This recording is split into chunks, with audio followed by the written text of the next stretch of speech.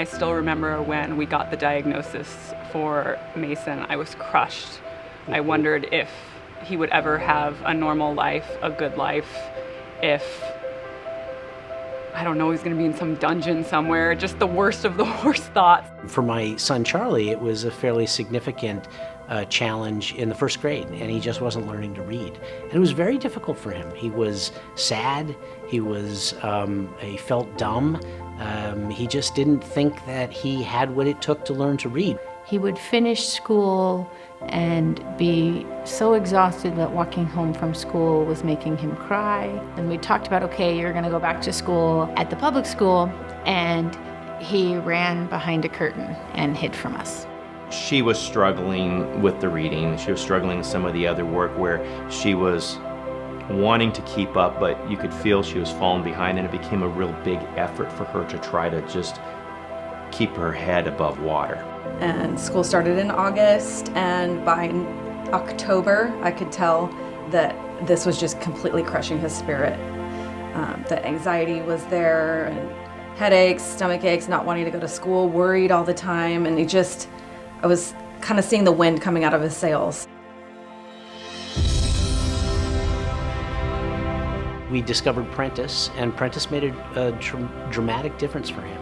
So he went from being that kid that failed first grade and had to repeat it, or he thought, to being the kid where Prentice helped unlock the creative, intelligent side of him, and it made a difference in his trajectory. We learned that we needed something differently, and Prentice was presented as an option. And as soon as we came to the school and met with Devin and saw the environment, we knew exactly where we needed to be, and it was definitely here. And it stood out plain as day, and it was instant relief. Not only, as I mentioned, Mason's anxiety went down, but ours did as well, because we finally felt like we had a path. We're a school for kids who learn differently. Our kids are bright, they're creative, they're eager to learn, but maybe they haven't been successful in a more traditional classroom setting. But even beyond that, I would say that we're a family. We're a family that is connected. We're a family that feel a sense of belonging with one another.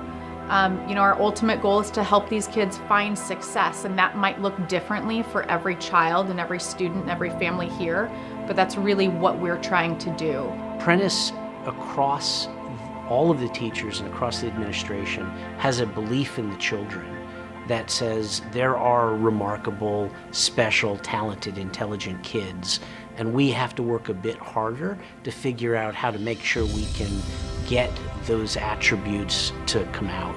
We saw changes almost instantly with them, even, how many days was his? The 3-day trial. The 3-day trial that he had was just after the first day, he was like, oh my God, it was such a different kid. And then it went into, by the 3rd day, it was a decision that we had to make that, okay, he's ready to go there. And he was 100% on board wanting to leave his other school to come on board. It was within that quick.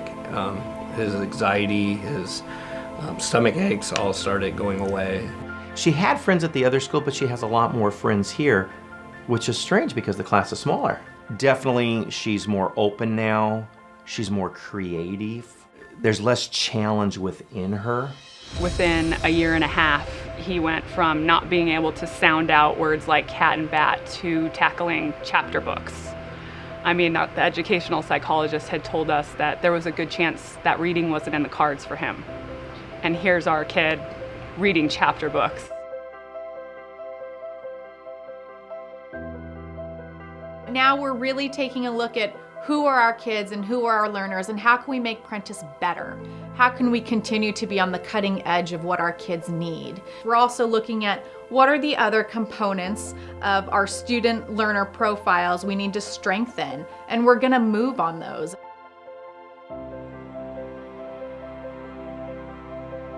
Confidence is one. She now has more confidence. She understands that, again, she's not different, but she learns in a different way. So she's more confident to take on challenges, and she wants to take on more challenges now, where I think before she shied away from them. The belonging is another one. Being in a place where it's okay to say I have a hard time reading. It's okay to say I need to slow down. and to be treated and seen for being a wonderful person who has a lot of strengths. At the beginning of this year, they were able to pick a elective, and he picked leadership for his elective.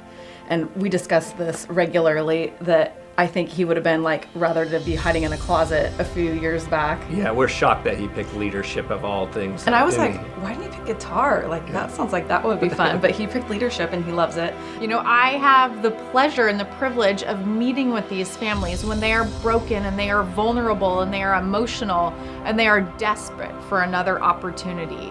They're seeking whatever help they can for their kids. I meet with those families, and those feelings are true and they are raw and they are real.